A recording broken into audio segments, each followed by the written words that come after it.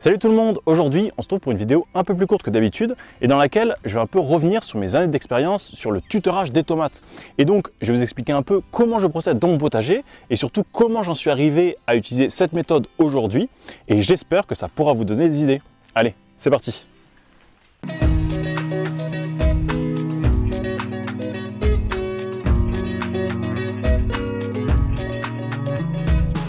Alors pour commencer, sachez que dans cette vidéo, je ne vais pas vous expliquer les différentes façons qu'il y a de tutorer ces tomates et s'il faut les tutorer ou non, car j'en avais déjà fait une vidéo et si ça vous intéresse, allez la voir en cliquant sur le lien juste ici. Et donc aujourd'hui, j'ai trouvé ma façon de tutorer mes plants tomates dans mon potager et je vais donc un peu vous expliquer le cheminement qui m'a amené à ce résultat. Alors il faut savoir que pour ma toute première année de culture des tomates, j'ai commencé tout simplement en enfonçant des piquets d'1,50 m, 2 mètres pour chaque pied.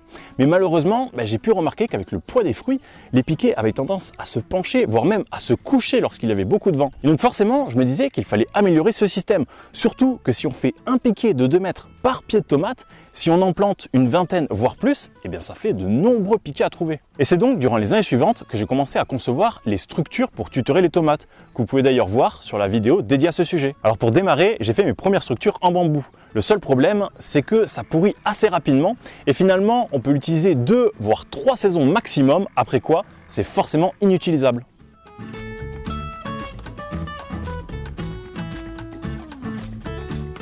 Et donc c'est notamment pour ça qu'aujourd'hui j'utilise des perches de bois dits imputrescibles, comme du châtaignier ou de l'acacia. Ainsi les structures peuvent être utilisées bien plus longtemps.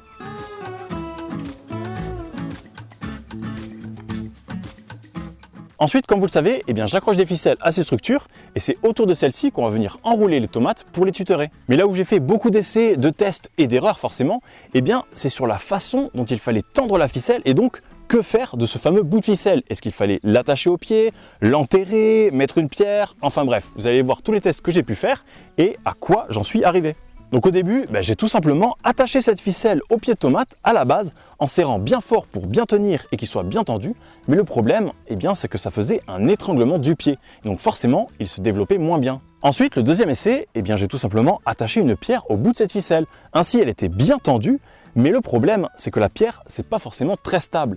Et un coup, le nœud s'en allait, ou lorsqu'il y avait un peu de vent avec le pied de tomate qui bougeait, la pierre bougeait aussi avec. Donc il fallait une pierre très grosse, ça prenait beaucoup de place, enfin bref. Je me suis dit, c'est pas forcément la meilleure solution. Par la suite, le troisième essai, c'était avec des sardines. Alors les sardines pour planter la tente, pas les sardines le poisson, qu'on soit d'accord. Et donc, je les ai plantées dans la terre et au bout de celle-ci, j'y ai fixé les ficelles. Alors, quand on a un sol lourd, compact et plutôt tassé, ça fonctionne très bien. Mais le problème, c'est que dans un potager, on va surtout chercher à avoir un sol aéré, léger, un peu façon couscous quoi. Et donc, forcément là-dedans, la sardine ne tient pas du tout. Avec le poids des fruits et puis dès qu'il y a le moindre vent, les pieds se retrouvent complètement par terre. L'année suivante, nouvel essai, nouvelle expérience, j'ai mis le bout de ficelle dans le trou de plantation sous les racines de la tomate. Alors au début, ça fonctionnait très bien tant que le pied de tomate n'était pas trop grand et qu'il n'avait pas trop de fruits sur lui.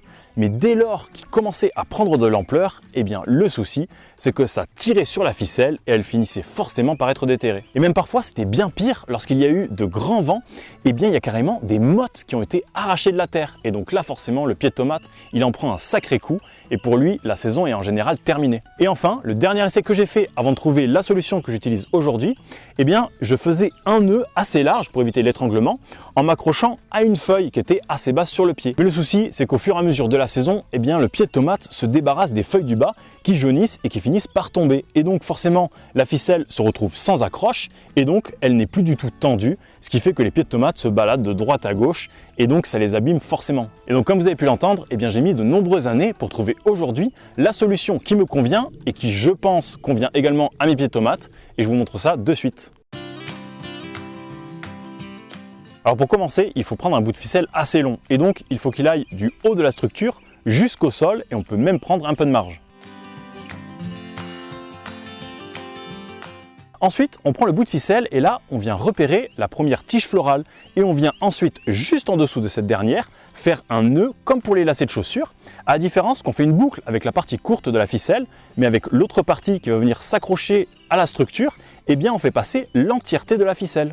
Et bien sûr, on fait un nœud en prenant une assez grosse largeur pour éviter l'étranglement. Et si je fais ce nœud juste en dessous de la tige florale, c'est parce que cette dernière est extrêmement solide. Et je ne sais pas si vous avez remarqué, mais lorsque les pieds de tomates sont complètement morts, ils n'ont plus une seule feuille sur eux, mais pour autant, les tiges florales sont encore en place. Et donc, c'est là que je me suis dit, eh bien, autant s'accrocher à cette dernière, car je sais qu'elle tiendra toute la saison. En suivant, eh bien, on n'a plus qu'à accrocher la ficelle à la structure et le tour est joué. On n'a plus qu'à répéter l'opération pour tous les pieds de tomates.